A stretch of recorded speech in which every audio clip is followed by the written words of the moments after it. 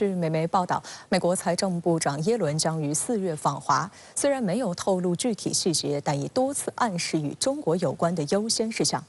实际上，去年7月，耶伦便曾到访中国，与国务院副总理、中美经贸中方牵头人何立峰举行会谈，加强沟通成为双方反复强调的关键词。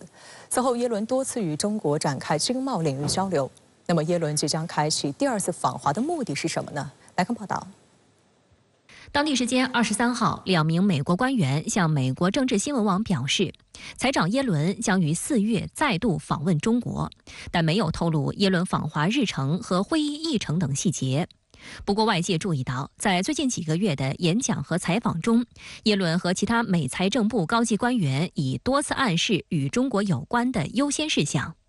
彭博社形容，这表明中美2个超级大国之间的关系正在进一步稳定。报道称，在地缘政治局势紧张之际，耶伦的访问计划反映出拜登政府寻求维持中美2国关系仍然脆弱的稳定。去年12月，耶伦在一次讲话中表示，拜登政府寻求负责任地管理双边关系，与中方举行面对面会晤是至关重要的。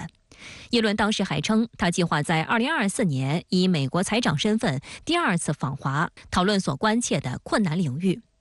中国国际问题研究院美国研究所副所长苏晓辉在接受深圳卫视采访时表示，中美双方对此次潜在的访问不会有过高的预期，而是希望在沟通的过程当中触及到一些更深层次的问题。双方的机制化的合作，在深入一些具体的问题，不管是双方之间的经贸关系，还是金融政策方面的沟通，包括美国观察中国的发展态势，都是耶伦一次又一次访华行程以及工作组相关会议希望能够达成的目标。有美媒注意到，随着2024年美国总统大选临近，渲染中国威胁论成为美国政客竞选宣传的主要内容之一。在这一背景下，拜登政府试图通过高级官员访问来缓和中美2国的紧张关系。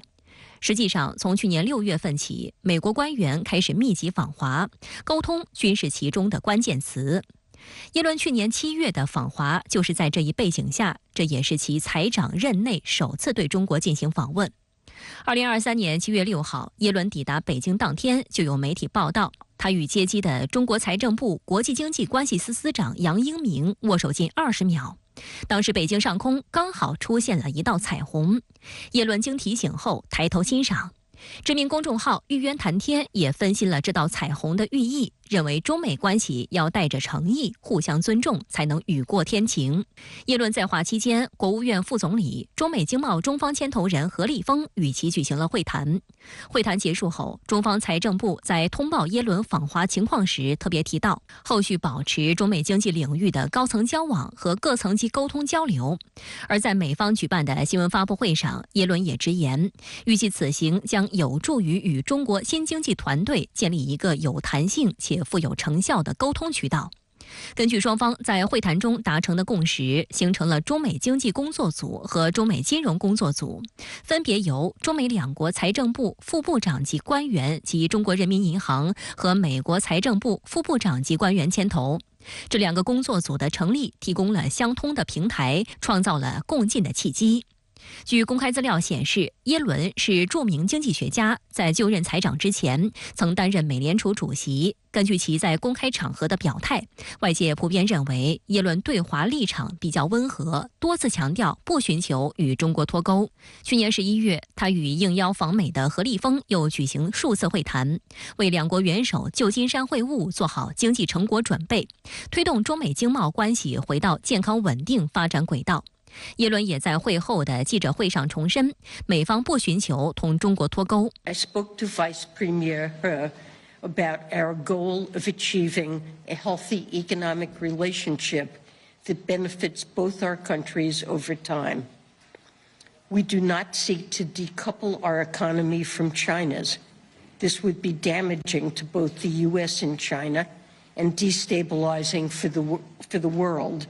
深圳卫视注意到，今年2月，美国财政部代表团在参加中美经济工作组第3次会议期间，就曾透露出，耶伦希望今年能访问中国。当时就有舆论解读，该会议将为耶伦计划中的访华做铺垫。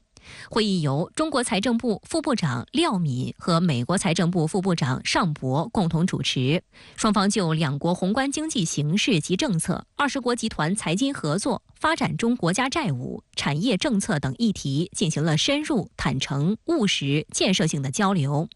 中方就美对华加征关税、双向投资限制、制裁打压中方企业等表达了关切。此外，中美两国商务部还成立了商贸工作组，并于今年2月举行了第1次副部长级会议。有分析指，中美商贸工作组与中美经济工作组、金融工作组一起，共同组成了中美经贸沟通机制。3个工作组定位不同，各有侧重，但共同覆盖了几乎中美经贸领域对话沟通所涉及到的全部问题。苏晓辉对深圳卫视记者表示，中美之间机制化的对话已经是肉眼所见的成果。正是因为双方对口部门之间的沟通成立了一系列中美工作组，并发挥的作用，才能使得中美双方通过多次会晤逐步沟通细节问题，从而寻找问题的出路。那么这次耶伦访华是在一系列准备之后又一次取得的成果。当然呢，一次访华行程，双方之间不可能解决所有的问题。现在呢，从美国方面释放出的一些信息，美国也有一些不切实际的想法，仍然希望在经济、金融等方面对中国进行施压。但是不管如何，在双方进行沟通的过程当中，本身就反映出的是两个大国希望稳定关系的共识。据美国媒体报道，美国财长耶伦计划在4月份访华，那这对中美关系有何影响？中美在经济领域会相向而行吗？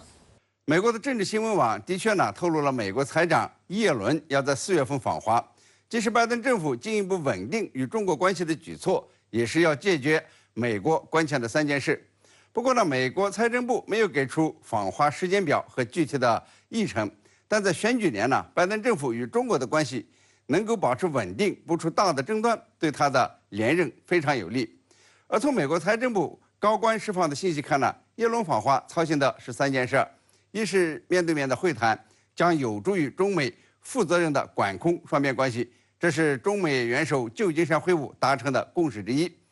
中美关系出现任何的波折，对拜登的连任竞选都会带来麻烦，会被特朗普认为是无能糊涂。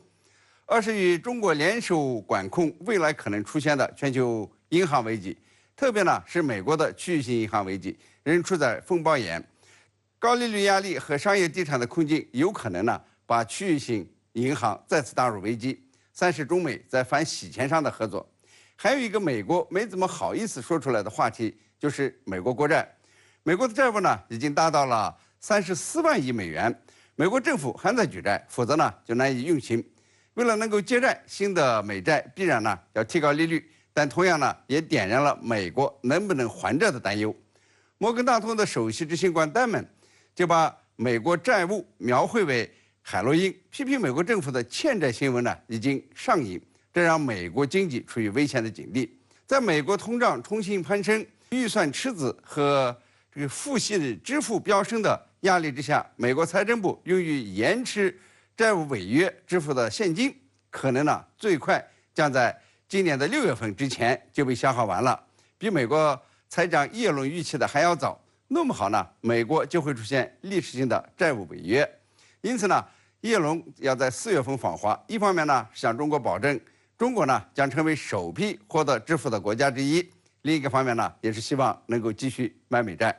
但是对他的访华不要抱太大的期待，中美两国的战略竞争态势是不会改变的，充其量就是管控风险，离中美经济相向而行还是有距离的。